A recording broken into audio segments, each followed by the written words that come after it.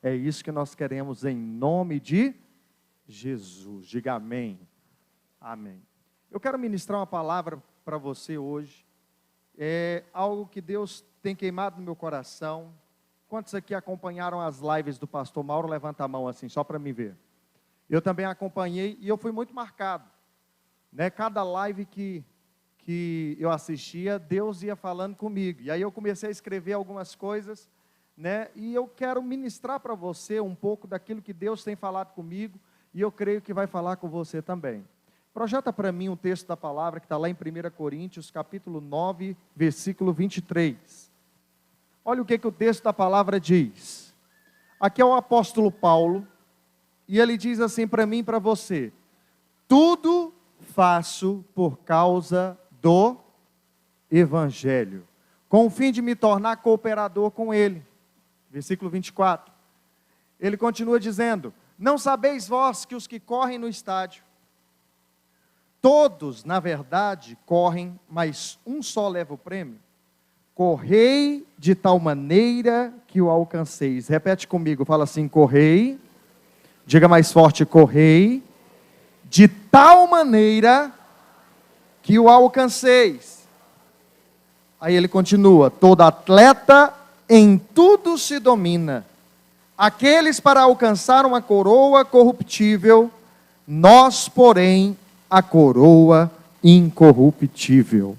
Assim corro também eu, não sem meta. Assim luto, não como desferindo golpes no ar, mas esmurro meu corpo e o reduzo à escravidão, para que, tendo pregado a outros, não venha eu mesmo a ser desqualificado. Quem que está falando isso? É o próprio apóstolo Paulo, o apóstolo da graça, aquele que escreveu mais da metade dos livros do Novo Testamento.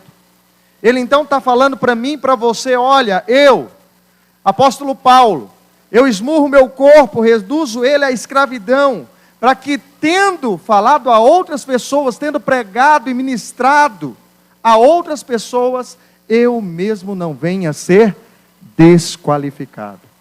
Então, se você assistiu as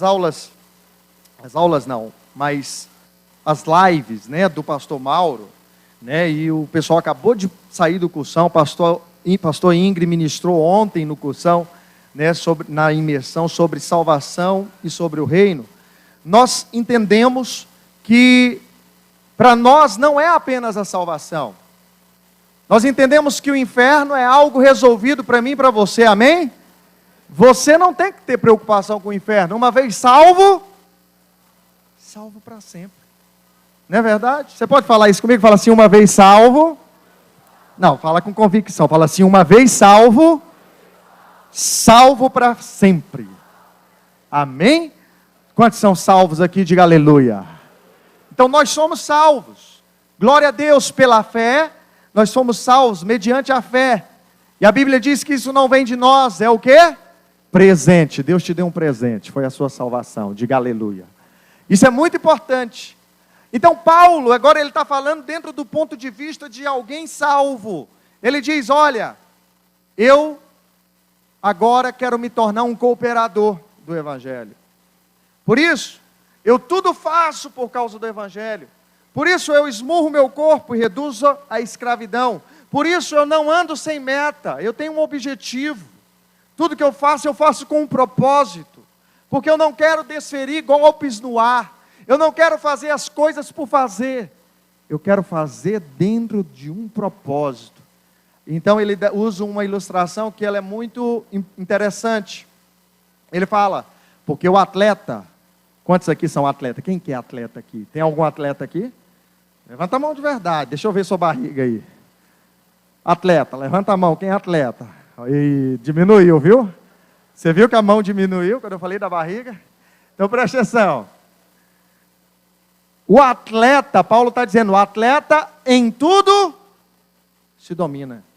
O treinamento do atleta é algo muito árduo. Tem atleta que ele passa 8 horas por dia treinando.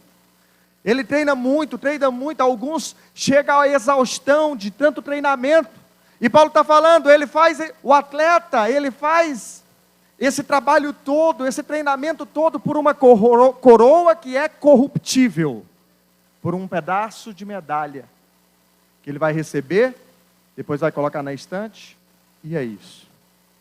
E talvez alguma pessoa que gosta muito daquela modalidade vai lembrar um dia que no ano 1998 ele ganhou uma medalha de ouro. Mas Paulo está dizendo, olha, nós precisamos dominar o nosso corpo, porque nós estamos em busca de uma coroa que é incorruptível. Por isso precisamos dominar tudo. Por isso que nós precisamos lutar. Por isso nós precisamos agir com propósito. Por quê? Porque o Senhor colocou um propósito agora nas nossas vidas. Antes você não tinha propósito, você andava alheio. Mas agora não, existe um propósito de Deus para mim e para você. Você pode dizer amém? Existe um propósito para nós. Precisamos andar dentro desse propósito. Por isso, se você vai para a palavra, você vai perceber que a Bíblia fala muito desses dois perfis de crentes. Aqueles que vencem e aqueles que não vencem. Aqueles que cumprem o propósito e aqueles que não cumprem. Aqueles que estão vivendo e usando a graça que Deus deu para ele, e aquele que está estagnado, parado na porta da salvação. Alguns, ao entrar pela porta, e teve uma palavra que eu ministrei há um tempo atrás, eu falei da experiência de porta e da experiência de caminho. Alguns, eles tiveram a experiência de porta, eles entraram pela porta, mas eles não continuaram o caminho, eles ficaram paralisados, armaram sua tenda na porta da salvação, e eles acham que a vida cristã, então, gira em torno de apenas frequentar um culto de domingo, frequentar uma reunião, e o máximo que muitos fazem é isso. Mas nós não. Nós entendemos que existe uma edificação para ser edificada. Nós entendemos que Deus tem algo para nós. Se você olhar dentro daquilo que nós queremos ser como igreja, você vai entender que nós queremos ser uma igreja de vencedores. Você pode dizer isso comigo? Fala assim, nós somos uma igreja de vencedores. Onde cada crente, diga, cada crente, olha para o irmão do lado e fala assim, até você. Fala mais forte para ele, até você. É um ministro. Todos nós somos ministros. Nós queremos ser ministros. Nós queremos edificar uma igreja de vencedores. A igreja de vencedores é uma igreja que vai subir com o Senhor quando Ele voltar. Diga amém. Você crê na volta do Senhor Jesus? Você espera pelo Senhor Jesus? Amém. Então nós precisamos nos preparar. Preparar é você não estar estagnado. E essa palavra que eu tenho para você hoje, ela é uma palavra que serve tanto para os irmãos que acabaram de concluir, né? Receberam seu certificado, já ouviram isso ontem, mas também é para nós que já estamos há algum tempo aqui, porque a tendência, tem uma frase que um pastor falou para a gente no seminário, e eu carrego isso comigo.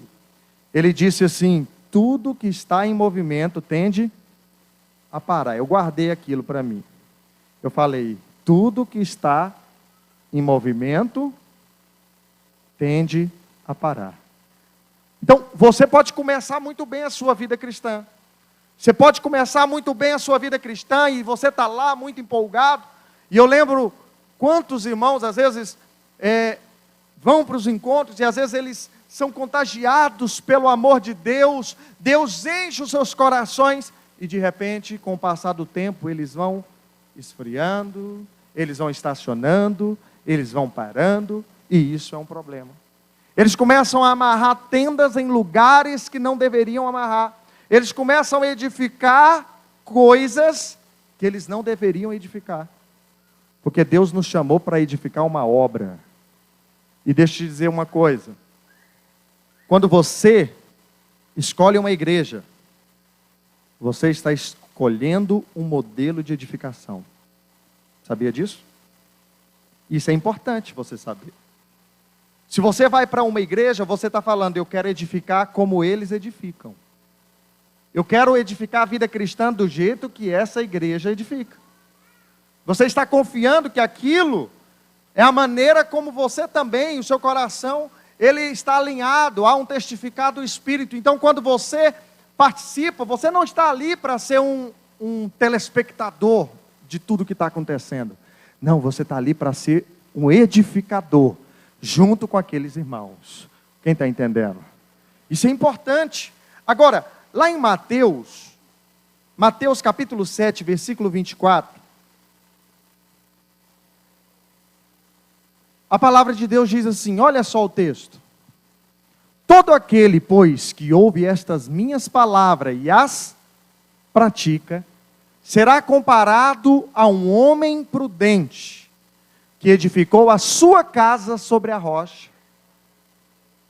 Caiu a chuva, transbordaram os rios, sopraram os ventos, e deram com ímpeto contra aquela casa, que não caiu, porque fora edificada sobre a rocha. Olha o que o texto continua dizendo, 26. E todo aquele que ouve essas minhas palavras e não as pratica, será comparado a um homem insensato, que edificou a sua casa sobre a areia. E caiu a chuva, transbordaram os rios, sopraram os ventos, e deram com ímpeto contra aquela casa. E ela desabou, sendo grande a sua ruína. Olha para mim.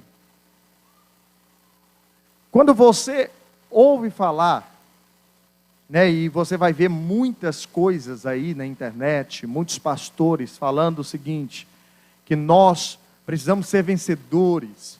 E eles dizem, né, que você é um vencedor, porque está escrito na palavra que nós somos mais do que vencedores. Né? E as pessoas então falam muito sobre ser vencedor, mas muitos deles, talvez eu diria, a maioria desses que falam a respeito de ser um vencedor, eles falam baseado em coisas dessa vida. Presta atenção. Pastor Mauro pregou há 2 cultos atrás, ele falou sobre nós vencermos. E que a vitória ela estava envolvida com o aspecto espiritual. Culto passado ele falou um pouco do aspecto natural também. Mas preste atenção. Ser vencedor, segundo o padrão da Bíblia, ele envolve as duas partes. Mas ser vencedor, quando a Bíblia fala do crente vencedor, ele está falando daquele que vai reinar com Cristo. Quantos querem reinar com Cristo? Todo aquele que creu em Jesus, ele recebeu a sua salvação. Mas preste atenção, nem todo salvo vai reinar com Cristo. Só os vencedores. Somente aqueles que venceram. Somente aqueles que fizeram a vontade do meu Pai que está nos céus. Lá em Mateus capítulo 7, versículo 22. Projeta para mim. Mateus 7, 22. Volta, olha o que diz o texto. Muitos naquele dia hão de dizer-me, Senhor, Senhor, porventura não temos nós profetizado em Teu nome, e em Teu nome não expulsamos demônios, e em Teu nome não fizemos muitos milagres. Então lhes explicitamente direi, nunca vos conheci, apartai-vos de mim os que praticais a iniquidade. Então, nesse texto, você vai perceber que Jesus está falando de pessoas que, apesar de terem o nome de crente, eles estavam fazendo muitas coisas que para nós são coisas maravilhosas, e são mesmo. Eles estavam expulsando demônios, eles estavam profetizando, eles estavam fazendo milagres, mas a Bíblia diz que eles foram achados desqualificados. Desqualificados. O Senhor disse, olha, apartai-vos de mim, vocês não vão entrar no reino, vocês vão ficar fora do reino, apesar de ter expulsado demônio, profetizado, feito maravilhas, mas vocês não fizeram a vontade. Olha o verso 21, volta aí para mim. Olha o 21, diz assim, nem todo que diz Senhor, Senhor, entrará onde? Diga, reino dos céus. Diga mais forte, reino dos céus. Então, nem todo crente vai entrar onde? Reino dos céus. Ele vai para o inferno? Diga bem forte, não. Mais forte, não. Ele só não vai entrar no reino. Tem diferença, pastor? Tem. A salvação é você ser livre do inferno. O reino é você ter autoridade, recompensa, um elogio da boca do Senhor. Você entendeu?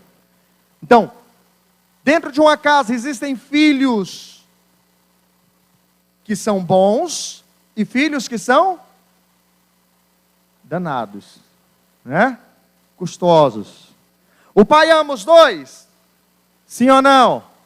Sim, não importa o que você faça, não importa o que o filho faça, o pai vai continuar amando os filhos.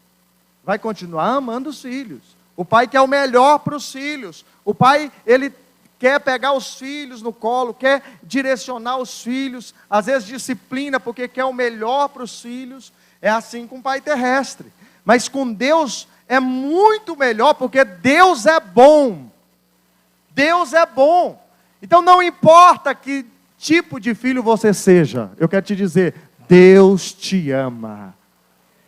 Diga bem forte, eu sou. Diga mais forte, eu sou amado de Deus. Mas aí, apesar de Deus te amar muito, você não faz a vontade do Pai. Olha o que o texto continua dizendo. Volta lá. Quem que vai entrar no reino? Aquele que faz a vontade de meu Pai que estás nos céus. Aí você é um filho amado. Deus te colocou diante de você todos os recursos que você poderia usar por ser filho. Apesar de você ser dono de tudo, você não usou nada. Você desprezou aquilo que Deus tinha para você. Não fez a vontade de Deus. Você acha que você vai receber o elogio do pai? Um filho danado, ele recebe o elogio do pai por fazer coisas erradas? Hã? Recebe o elogio? Ô filho, você fez uma travessura, eu vou te dar um presente. É assim? Não! Ninguém recebe recompensa porque fez algo errado. Recompensas são para aqueles que estão fazendo a vontade do Pai.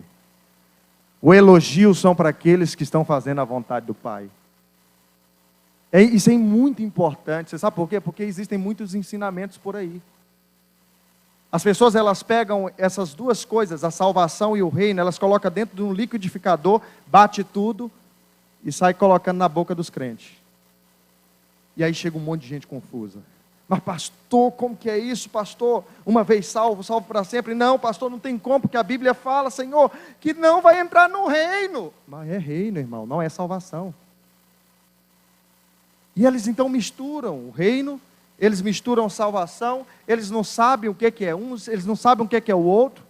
Preste atenção, a salvação está resolvida na sua vida, diga amém. Mas existe um propósito agora a ser cumprido. E esse propósito, ele vai levar você a fazer a vontade de Deus. O propósito é fazer a vontade de Deus. E quando eu faço a vontade de Deus, eu sou recompensado. A Bíblia diz que eu receberei um galardão do Senhor. Então é muito importante que nós entendamos isso. Agora eu quero mostrar para você alguns sinais, na verdade 2 sinais. Quantos sinais?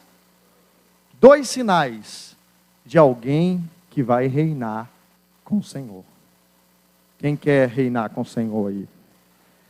Então, a primeira delas é o texto que nós acabamos de ler, Mateus 7, que diz que aquele que edificou sobre a rocha e aquele que edificou sobre a areia. São 2 pessoas que estão agora correndo a vida cristã. Elas estão na corrida cristã. Elas estão edificando. Todos nós estamos edificando. Como igreja, nós estamos edificando uma obra. Diga aleluia. Individualmente, você está participando dessa edificação, edificando também. Você está edificando. Mas o Senhor está dizendo o que na palavra? Ele está falando, olha, você pode edificar sobre a rocha, ou você pode edificar sobre areia. Se você edificar sobre a rocha, vai soprar os ventos, os rios vão transbordar, a chuva vai cair, e o que vai acontecer? A casa vai ficar de pé. Mas se você edificar sobre a areia, na hora que vierem as circunstâncias, a casa vai cair. Não sobra, porque a edificação não foi na base certa. E aí eu estava meditando, quando o pastor Mauro foi ministrando essas lives, e eu comecei a meditar, porque, presta atenção, dentro de você, existe o velho homem e o novo homem. Você pode dizer isso comigo? Fala assim, velho homem, novo homem.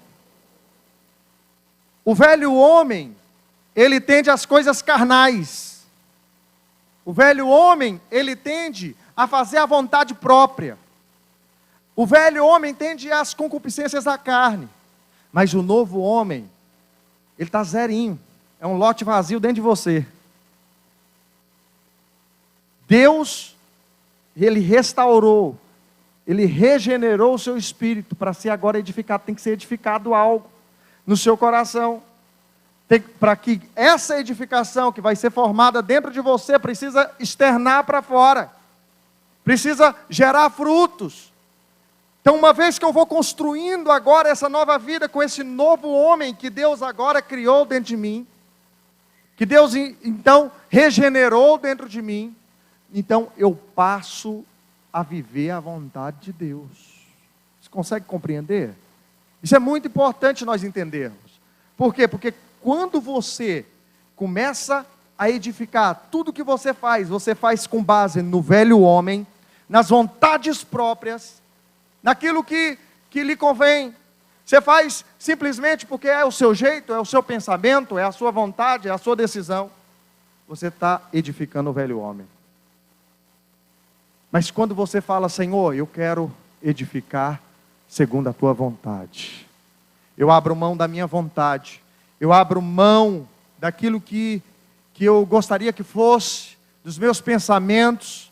Eu abro mão das minhas crenças para entender o que o Senhor quer de mim. Você está edificando o novo homem que está dentro de você. E sabe qual que é a base desse novo homem? Diga assim, Cristo Jesus. Diga mais forte, Cristo Jesus.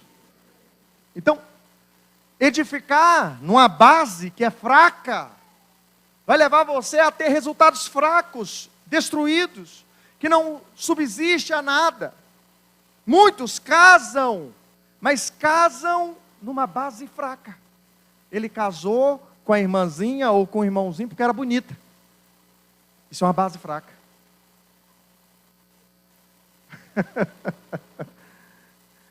Casou com o irmãozinho porque ele era bonito. Isso é uma base fraca. Fala a Deus, né? Pode manifestar. Eu mudei de emprego porque ganha mais. Isso é uma base fraca. Eu vou fazer qualquer coisa, eu vou fazer porque eu estou com vontade ou não estou com vontade. Isso é uma base fraca. Eu perguntei numa das nossas aulas, eu perguntei assim, você já teve vontade de não ir no culto? Quem aqui já teve vontade de não vir no culto? Oh Deus, olha só. Aí não ir no culto por causa da sua vontade, é uma base fraca? Hã? Sim. É uma base fraca. Tem gente que ele deixa de vir no culto para assistir o Faustão. É uma base fraca? É. É uma mente fraca. Isso daí não é, é menos que derrotado. Você entendeu? Então preste atenção. Alguns estão fundamentando a sua vida com bases fracas, com coisas que são da carne, da vontade própria, dos pensamentos próprios. Preste atenção, na hora que soprar o vento, na hora que cair a chuva e os rios transbordar, vai cair. Não vai sobrar. por causa da base. Mas o Senhor falou, olha, aquele que está na rocha, pode soprar rios, pode soprar os ventos, pode transbordar os rios, pode cair a chuva, não importa o que aconteça, a casa vai ficar de pé. Você sabe quem que é a rocha? Fala para quem está do seu lado, a rocha é Cristo Jesus. É Cristo Jesus, que é a nossa palavra. Se você está firmado na palavra do Senhor, nada pode te abalar. Você pode dizer um amém bem forte? Então, precisamos saber em que lugar nós estamos edificando a nossa vida. Irmãos, nós pastores de casais, nós, o tempo todo, né, eu e o pastor Henrique tem que ficar apagando alguns incêndios dentro das casas. Incêndios, problemas no casamento, problemas, situações e tudo mais. E sabe o que é mais interessante? É que os problemas, eles começam pequenos e eles se tornam graves. Eles começam muitas vezes com coisinhas que depois você olhando de fora, você fala, que coisas bestas, né? Que a gente brigava. Olha só, a gente brigava por causa disso. Meu Deus do céu. Mas aí o negócio vai agravando, e eles vão deixando. Eles vão edificando em cima daquilo que eles estão vivendo. Eles vão edificando um casamento de qualquer forma. E às vezes quando estoura uma bomba, acontece uma situação que o pastor tem que ir lá acudir, tem que ir lá conversar urgente, porque senão vai separar, porque senão vai acontecer isso, vai acontecer aquilo outro. Quando chega na situação, aí o pastor consegue ver que o trajeto, o processo, foi um processo que foi distanciando para longe de Deus primeiro. É comum. Muda o CPF, muda o endereço, mas é comum. Chegou no ponto que chegou naquela situação difícil, no fundo do poço, mas lá atrás, quando parou de ir na célula, quando parou de ir no culto, quando parou de orar, quando parou de aprender da palavra, quando parou de ter intimidade com Deus, naquela época, ele não percebia. Mas foi distanciando, foi esfriando, foi esfriando até o ponto de explodir. A casa caiu. E aí, para você reconstruir essa casa que caiu, dá mais trabalho. Porque enquanto a casa está de pé, você fala, não, irmão, vamos orar, vamos jejuar, vamos lá, vamos buscar o Senhor juntos. Cadê? Vamos lá, vamos orar comigo. Dia de quarta de manhã aqui. Dia de quarta é o meu dia, pode vir orar comigo aqui, amém? É o dia que eu puxo. Então, dia de quarta de manhã, vem orar dia de quarta de manhã, mas por que não vinha? Por que deixou as coisas espirituais? Por que deixou de se dedicar ao Senhor, de ter oração, de buscar, às vezes estar envolvido na obra? Sabe, hoje nós fizemos, os irmãos, né, do discipulado, do irmão Suede, que é um líder lá na minha rede, fizeram a galinhada. Os irmãos juntaram lá 2 discipulados e organizaram para ajudar ele, porque ele está lá em Barretos, se recuperando de um câncer, e os irmãos estão aqui orando por ele, e os irmãos falaram, nós vamos fazer uma galinhada e vamos ajudar financeiramente. E mobilizaram e fizeram tudo, e organizaram, venderam todas as marmitas. Eu fiquei pensando assim, Senhor, isso é benção. Mas por que os irmãos fizeram tudo isso em prol dele? Porque ele estava inserido. Isso é muito importante, sabia disso? Estava falando com a minha esposa e falando para ela, olha só, quando a pessoa está totalmente envolvida, qualquer coisa que acontece com ela, toca nos irmãos. Toca nos irmãos. Os irmãos não aceitam, os irmãos são corpo junto com ele. Os irmãos não vão deixar ele sozinho. Mas aquela pessoa que está desconectada, por isso que eu fiz questão de falar, né, se alguém está sem célula, procura o obreiro José Fernandes, passe seu nome para ele, não esteja desconectado. Aquele que está desconectado não tem ninguém, ele não está ligado a ninguém. na hora do problema, ninguém vai sentir, porque ele não está conectado. Isso é muito ruim, isso é muito triste. Mas preste atenção, os irmãos, eu vendo os irmãos lá, colocaram a mão na massa, cortando frango, cortando trem, fizeram uma galinhada maravilhosa, fomos lá comer. Teve irmãos que nem foram lá comer, só falaram assim, eu quero é ajudar. E depositava o dinheiro, transferia o dinheiro. Por quê? Porque eles viram o corpo funcionando. O amor dos irmãos pela vida do líder. O amor dos irmãos pela vida do irmão. Isso, irmãos, essa é a igreja. É quando você está conectado aos outros irmãos. É quando você está ligado aos outros. Agora, pastor, você está falando que ajudar o próximo é a vontade de Deus? Você precisa saber que maior do que ajudar o próximo é estar vinculado como igreja. Você entende isso? Você precisa estar conectado. As outras coisas vão ser consequência. Então, ajudar o próximo dar uma marmita que seja. Você ajudar o outro lá a pagar a conta de energia. Tudo isso é consequência da vida da igreja funcionando, irmãos. Por isso não esteja desconectado daquilo que Deus quer trazer sobre você. Agora, por que muitos estão edificando no lugar errado? Essa é a grande pergunta. Por que eu não devo edificar do lado errado?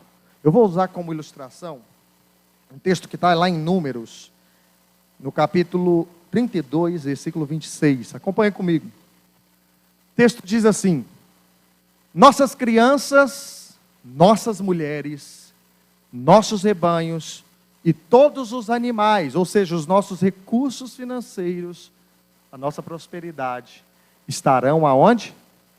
Aí nas cidades de Gileade. Estava meditando nesse texto e eu vou te contar resumidamente essa história. Essa aqui é a história de 2,5 tribos do povo de Israel.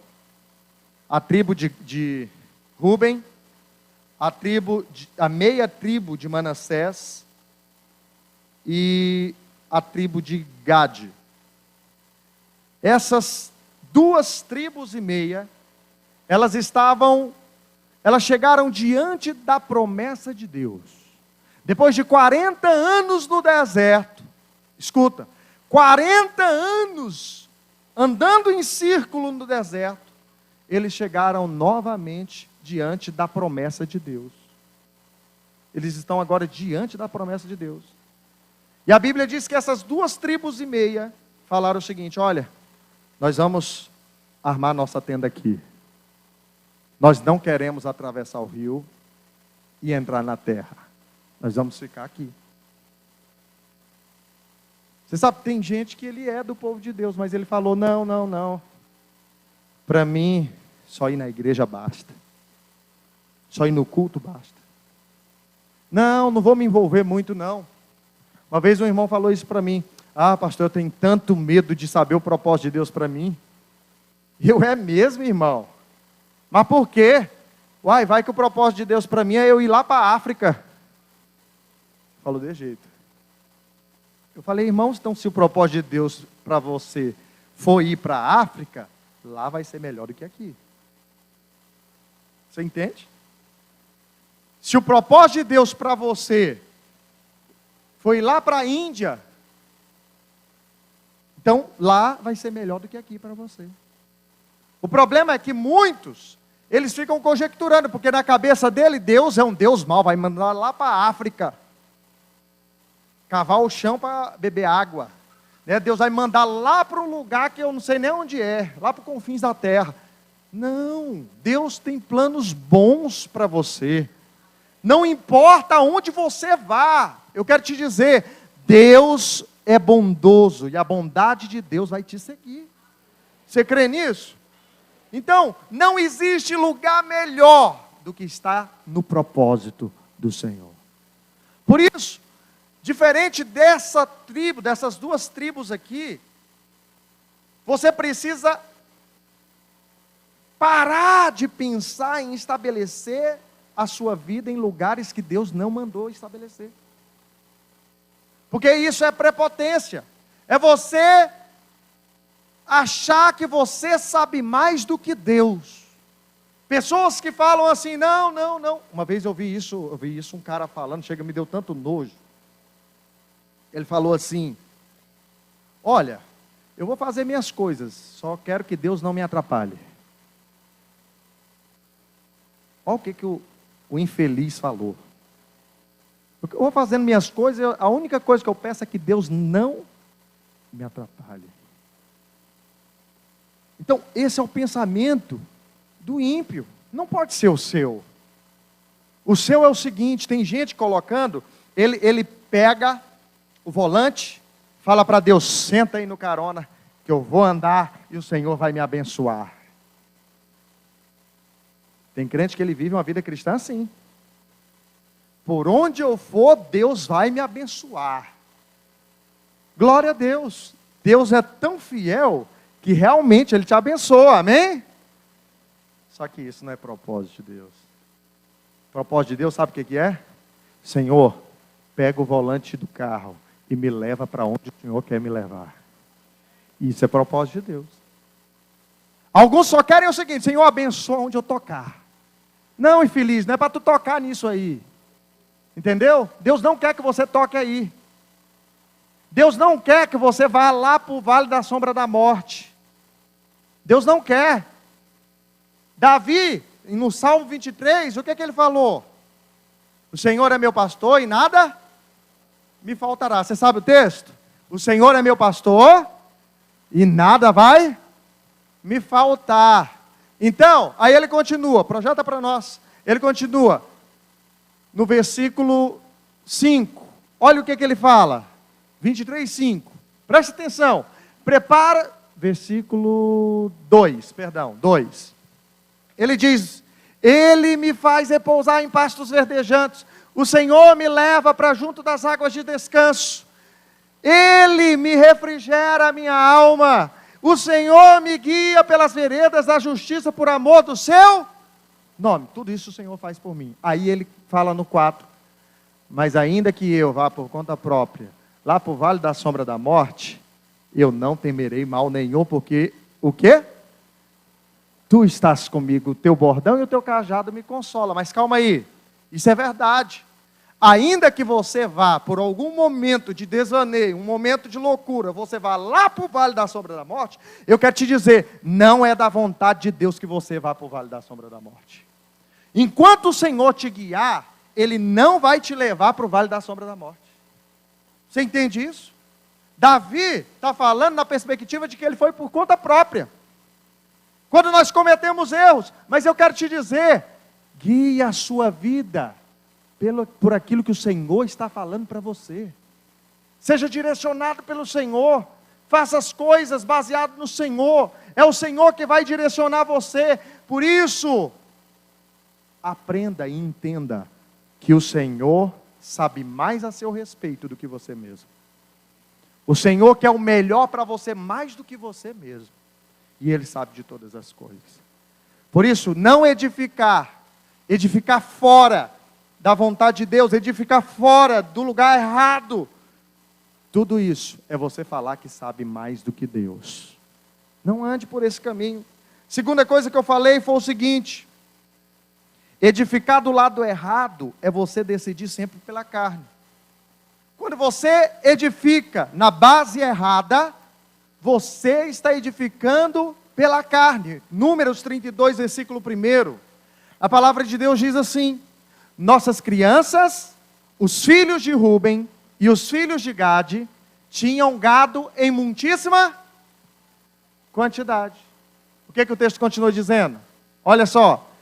E eles viram a terra de Jazer e a terra de Gileade, e eis que o lugar era um lugar de gado. Eles só usaram a lógica. Eles usaram a lógica. Calma aí. Essa é uma terra de gado. Nós temos gado. Então nós vamos ficar por aqui. É a conclusão óbvia. É quando você é guiado pela sua carne.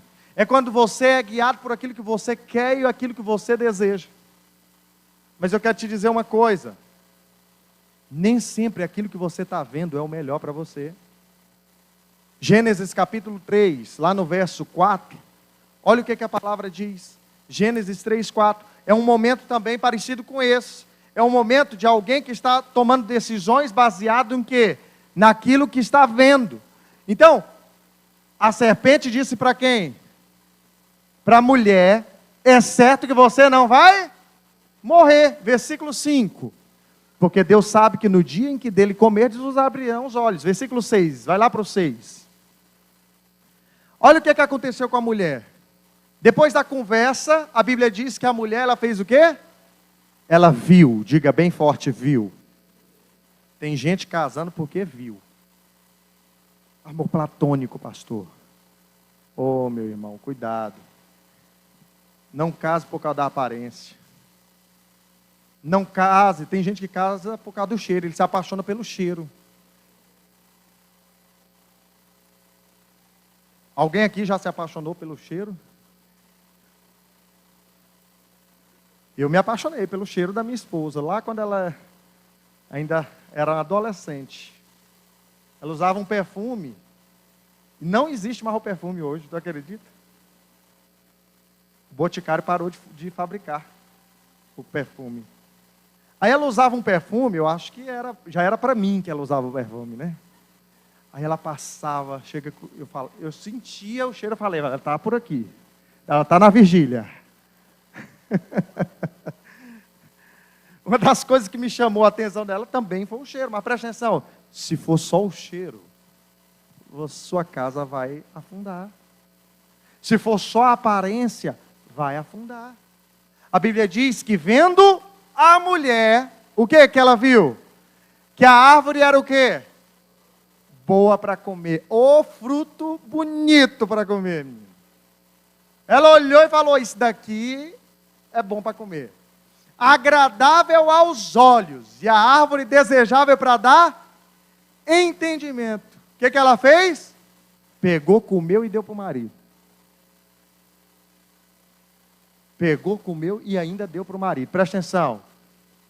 Isso daqui é muito sério. Quando você toma decisões na sua vida, quando você edifica algo baseado naquilo que você está vendo, naquilo que você baseado na sua carne, nas suas vontades. Não, eu só faço o que eu estou com vontade, pastor. Pastor, não estou com vontade de ir para a célula hoje. Pastor, não estou com vontade de ir para o culto hoje. Não estou com vontade de ler a Bíblia. Não estou com vontade de orar, pastor. E você acha que eu tenho vontade de fazer tudo isso todo dia? Não. Tem dia que eu tenho que falar o seguinte para essa velha edificação. Hoje não vou edificar você. Hoje eu vou edificar o Espírito. Eu vou edificar aquilo que o Senhor quer de mim. Eu vou fazer o que Deus quer de mim. E aí, tem dia que eu tenho que levantar num domingo e falar o seguinte, eu vou para o culto, não importa o que aconteça. Eu vou para o culto. Eu vou para aquela célula. Hoje eu não estou bem. Eu não sei nem o que eu vou falar hoje na célula. Crise de líder. Não entendi nada da palavra do culto que o pastor pregou. Não sei nem o que eu vou falar. E aí ele chega lá na célula, ele está se sentindo tão acusado. Mas aí ele se posiciona e ele fala, mas eu vou falar, vou ser um instrumento de Deus na vida daquelas pessoas. E ele se posiciona e ele começa a falar, e ele é uma bênção, e a célula é uma bênção. Sabe por quê? Porque ele decidiu não edificar do lado errado. Ele decidiu edificar do lado certo, o lado da promessa, o lado daquilo que Deus falou. O povo, as duas tribos, estava todo o povo de Israel ali de frente para a promessa mais uma vez.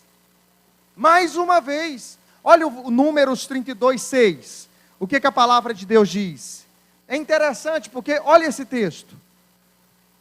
Versículo 6. Porém Moisés disse aos filhos de Gade e aos filhos de Ruben. Olha o que Moisés falou para eles. Irão então os vossos irmãos para a guerra, conquistar a terra, e vocês vão ficar aqui? Então quer dizer que os irmãos estão lá se dedicando no encontro, e você vai ficar em casa assistindo série. É isso. Então quer dizer que os irmãos estão lá cultuando a Deus, e você vai assistir o Faustão? Então quer dizer que Deus chamou você para te dar uma terra e você prefere ficar em casa dormindo? É isso? Essa foi a pergunta de Moisés. E olha o que o texto continua falando, versículo 7. Por que, pois, desanimais o coração dos filhos de Israel?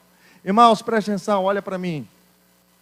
Quando você edifica fora do propósito, fora da vontade de Deus, você não está prejudicando só você. Você está prejudicando todos que estão à sua volta. Aqueles que você decidiu que ia ficar junto com você, sua família, seus filhos. Teve em 2004, nós visitamos a videira pela primeira vez. Foi a primeira igreja, quando nós chegamos em Palmas, nós visitamos.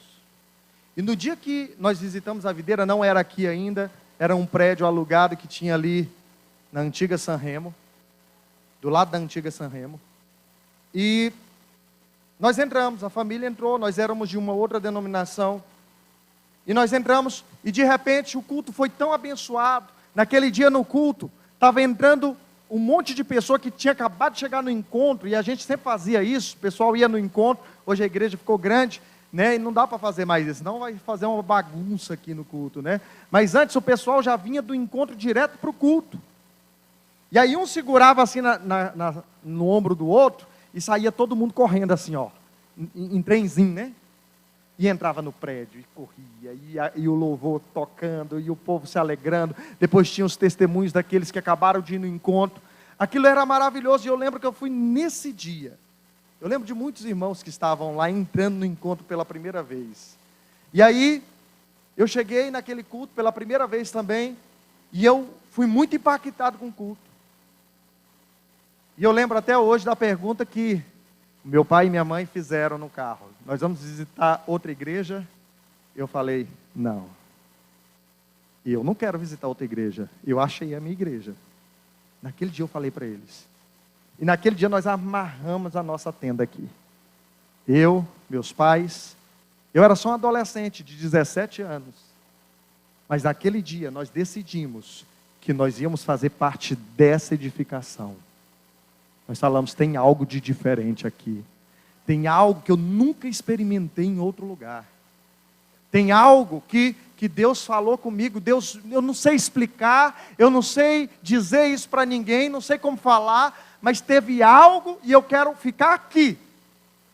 E eu lembro que foi unânime. Não, então é aqui que nós vamos ficar mesmo e tal, e nós ficamos. Estamos até hoje edificando essa obra. Preste atenção. Você decide junto com os seus. Você pode decidir para o mal, você pode decidir para o bem, mas os seus vão ser afetados pela sua decisão. Mas mais do que isso, tem gente olhando para você. Você pode dizer isso para quem está perto de você? Olha para ele, fala assim, tem gente olhando para você. Fala assim para ele, ó, você não sabe, mas tem gente que está olhando para você. Olhando para quê, pastor? Ele está olhando, sabe para quê? Uma vez eu falei isso, acho que eu falei no culto de domingo. E eu falei isso numa das minhas células. Eu falei, olha irmão, quando você for mandar mensagem de que não vai na célula, não manda no grupo não. Falei para os irmãos, eu estava ensinando para eles, sabe o quê? Isso daqui que aconteceu. Volta aí o texto aí, o versículo 7 para mim, Mário. Olha o que o texto diz. Moisés, por que vocês estão desanimando o coração? Você sabe quando você fala assim, lá no grupo da célula, eu não vou. Tem gente que vai olhar aquela mensagem, sabe o que ele vai chegar à conclusão? A carne dele já estava gritando, fazia era hora. Entendeu? Falando assim, você trabalhou o dia inteiro, você merece ficar em casa. Não, vai não. Aí a carne lembra do irmãozinho chato, que conversa demais na célula. Aí a carne começa a mostrar as indisposições todas. Aí sabe o que acontece? Na hora que você fala o seguinte, irmãos, hoje eu não irei para a célula hoje. Não vou para a célula. Nem falou o motivo, falou nada. Você só falou, eu não vou. E você achou que isso foi maravilhoso. Não, era melhor que você tivesse falado o motivo. Minha mãe morreu, eu não vou para a célula. Misericórdia. Olha, irmãos, aconteceu a situação aqui, foi assim, assim, assim, eu não vou para a célula. Por causa disso, que você dava a chance, pelo menos, dos irmãos falar assim, não, irmão, então nós vamos para aí te ajudar. Não, irmão, então calma aí. Ô, irmãos, nós entendemos, você só não vai vir por causa disso, né? Não, então tá bom. Na próxima célula a gente se vê. Glória a Deus. A pessoa só jogou lá. Não, não vou hoje. Você vai desanimar o coração de alguém, junto com o seu. Você desanimou alguém. Então Moisés, no versículo 7 aqui, ele está falando o quê? Olha, quando você decide ficar do lado errado, você está desanimando o coração dos filhos de Israel. Passa aí para mim. Para que eles também não passem a terra que o Senhor lhes deu. Olha o próximo versículo, versículo 8. Assim, aí Moisés começa a dar um sermão neles. Ele fala assim, ó, assim fizeram os vossos pais, quando eu enviei eles para espiar a terra, há 40 anos atrás. Eles chegaram diante da terra, e eles difamaram a promessa de Deus. Eles difamaram, e por isso, eles ficaram rodeando o deserto durante 40 anos. Agora, olha lá, ó, o que o texto diz no versículo 10. Projeta para nós. Então, a ira do Senhor se acendeu naquele mesmo dia e jurou dizendo, certamente os varões que subiram do Egito de 20 anos para cima, não verão a terra que eu prometi com juramento a Abraão, a Isaque e Jacó. Porquanto não perseveraram em mim. Ei, não é Deus que te segue. Não é o Espírito Santo que vai te seguir. É você que vai seguir o Senhor. Essa ordem tem que estar clara para nós. É eu que faço a vontade de Deus, não é Deus que vai fazer a minha vontade. É eu que cumpro o propósito de Deus. Não tem um propósito especial só para mim. Você não é bonito tanto assim, não. Entendeu? Não tem um propósito só para você, não. Existe um propósito de Deus. E nós entramos nele. Agora tem propósito para mim. Porque existe o propósito dele. Quem está entendendo? Isso é muito importante. Continua no texto aí para mim, por favor. Olha o texto. Vai lá para o 13. Versículo 13. Pelo que se acendeu a ira do Senhor contra Israel e fê-los andar errantes pelo deserto por quanto tempo? 40 anos. Até que se consumiu toda a geração que procedeu mal perante o Senhor. Aí o texto continua. Eis, aí ele está falando para as 2,5 tribos, presta atenção. Ele diz, eis que vós, raça de homens pecadores, vos levantastes em lugar do vosso pai. Para quê? Para aumentar ainda mais o furor da ira de Deus contra Israel. E o texto continua, 15. Se não quiserdes segui-los, também ele deixará todo o povo, novamente, no deserto, e sereis a sua ruína. Então, Moisés agora está exortando aquelas 2 tribos. Olha, a decisão de vocês vai afetar todos nós.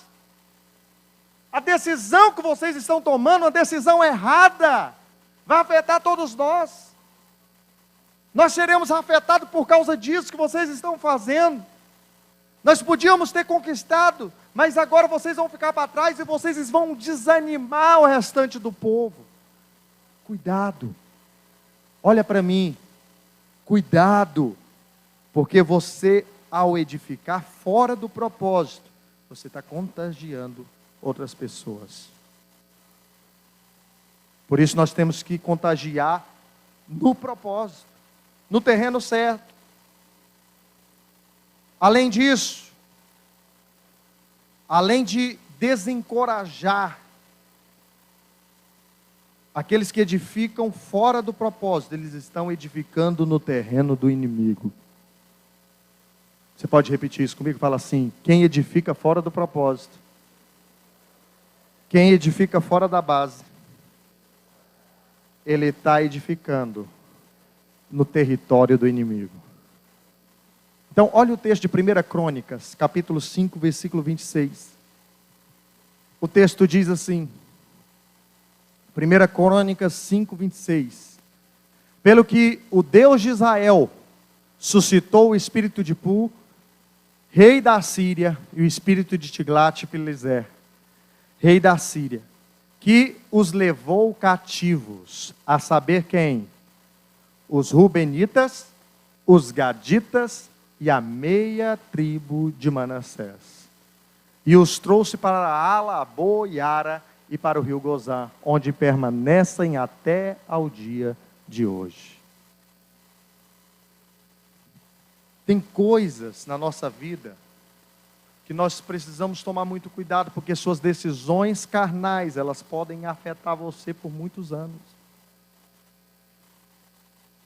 Pessoas vão sendo conduzidas, mas só que elas vão edificando, e elas menos esperam, menos sabem que na verdade elas estão edificando num território onde o inimigo vai ter acesso.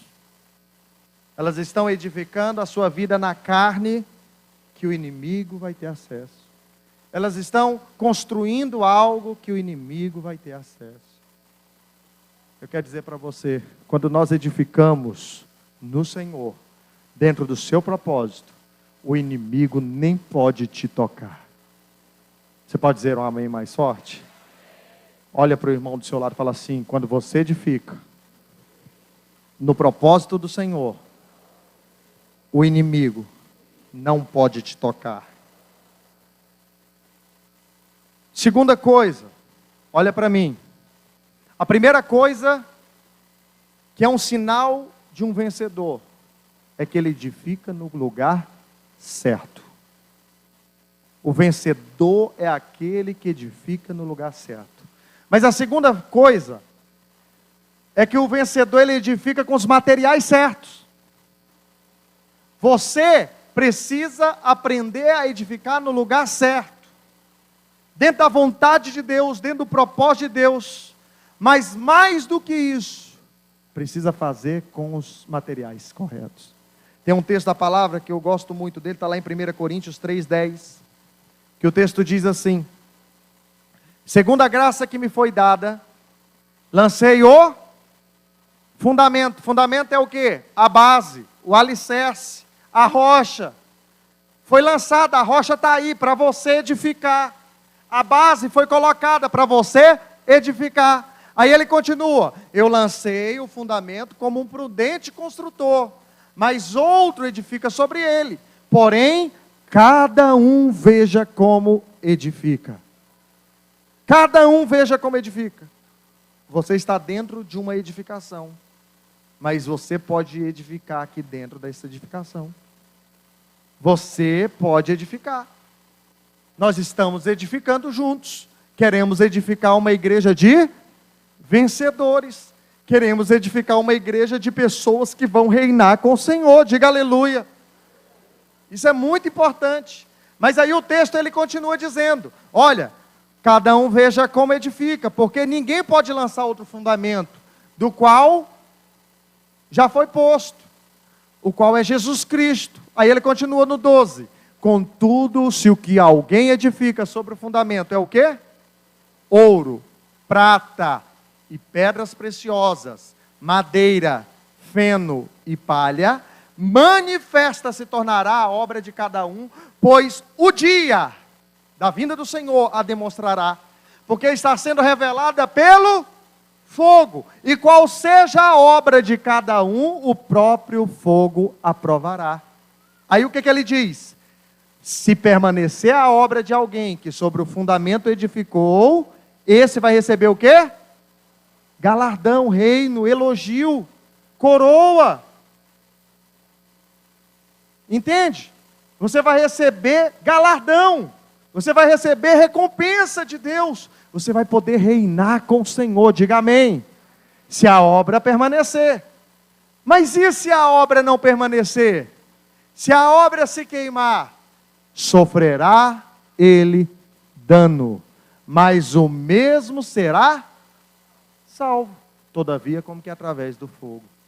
Eu quero te dizer, ainda que você edifique nessa obra com os piores materiais, nada pode tirar a sua salvação. Diga amém mais forte, isso é uma boa notícia. É ou não é? É uma excelente notícia, aleluia! Mas ele vai ser salvo como? Através do fogo. Nós dizemos que o derrotado, ouve aqui, ó, o crente derrotado, ele vai passar por dois processos, por um dos dois processos. Se ele estiver vivo na ocasião da grande tribulação, ele vai passar pela grande tribulação. Se ele já tiver morrido, o crente derrotado, existe uma disciplina do reino para ele. Enquanto todos os vencedores estarão reinando, ele vai estar onde? Aonde? Na disciplina do reino. Do lado de fora. Existem muitos textos que falam sobre isso. Deixa eu te dizer uma coisa. Deve ser dor, muita dor para uma pessoa. Eu fico imaginando porque eu faço isso com meus meninos. Eu já vou ensinando para eles algumas coisas. E eu ensino para eles que é melhor você ser vencedor. Aí tem dia que eu estou dirigindo o meu carro, meu menino pergunta: papai, e como que vai ser o reino? Aí eu vou falando para ele: papai, e o anticristo, como é que é esse negócio? Aí ele vai perguntando as coisas. Aí eu vou falando para ele, dentro do carro. De vez em quando ele pergunta essas coisas. Aí eu sempre faço questão de falar o seguinte, ó, tipo assim. E aí eu vou te ensinar como eu ensino para ele. Você e a sua irmãzinha são dois meninos maravilhosos. O papai ama os dois. E aí o papai sai de casa e fala assim: olha, eu quero que vocês se comportem. Ajuda a mamãe. Você vai ajudar a mamãe. Vai pegar o lixo, colocar fora. A Raninha vai pegar o cocô do cachorro. Depois cada um vai lavar o seu prato depois de comer. Aí eu vou ensinando para eles. Aí o papai chega em casa e vocês não fizeram nada do que o papai falou. Se o papai chegar em casa e vocês não tiver feito o que vocês falaram que ia fazer, ou se a Hannah fizer e você não fizer, eu vou levar a Hannah para o shopping, você até vai para o shopping, mas você não vai brincar nos brinquedos. Mas você não vai comer um hambúrguer lá nos Girafas. Aí eu vou falando para ele, eu vou ensinando para ele. Então, é melhor você fazer ou é melhor você não fazer? Aí ele fala: não, papai, é melhor eu fazer. É melhor com certeza eu fazer. Então, eu vou ensinando, explicando para ele por quê? Porque é assim também conosco. Deus, a Bíblia diz que o Senhor foi lá para a glória. Ele está no céu. E Ele falou para nós aonde a gente deveria edificar e com que materiais nós deveríamos edificar. Ele dá duas categorias de materiais. Ele fala: olha, existe o ouro, prata e pedras preciosas. Existe madeira, palha e feno. Deixa o texto projetado para mim, por favor. Ouro, prata e pedras preciosas, madeira, palha e feno. Manifesta se tornará a obra de cada um. Aí eu falo para ele assim: olha, Asaf, presta atenção. Se os dois fizerem, os dois vão participar de tudo que nós formos fazer no shopping. Se um não fizer, os dois vão para o shopping, mas um vai participar e o outro vai ficar só vendo. Agora você imagina o irmão do seu lado aí reinando com Cristo, na reunião com Cristo, fazendo tudo com Cristo, durante 1000 anos, e você do lado de fora assistindo, durante 1000 anos. Por isso a Bíblia diz: naquele dia haverá choro e ranger de dentes. Naquele dia haverá choro e ranger de dentes. Eu já fiz isso lá em casa. Já levei os dois para o shopping. Um brincou e o outro não. Um tomou o sorvete que ele quis. O outro só tomou o necessário. Você sabe o que aconteceu? Eu fiz essa experiência, eu entendi Deus. Eu falei, vai ser assim, né, Senhor? Um vai escolher o sorvete que ele quiser. O outro não vai poder nem escolher. Fica de pé onde você está.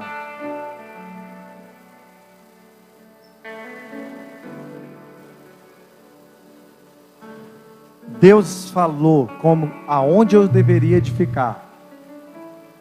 E Deus falou com que materiais eu deveria edificar. Não vai dar para mim falar tudo a respeito dos materiais. Mas preste atenção. O que Ele deixou para nós é: edifique com ouro, prata e pedras preciosas. Ouro fala da natureza de Deus. Prata fala da obra da cruz, a redenção. Pedras preciosas fala da presença do Espírito Santo. Se você edificar uma obra com ouro, prata e pedras preciosas, você vai receber da boca de Deus um elogio. Se você edificar com madeira, palha e feno, a obra vai se queimar. Porque madeira, palha e feno representa obra humana, a fraqueza humana.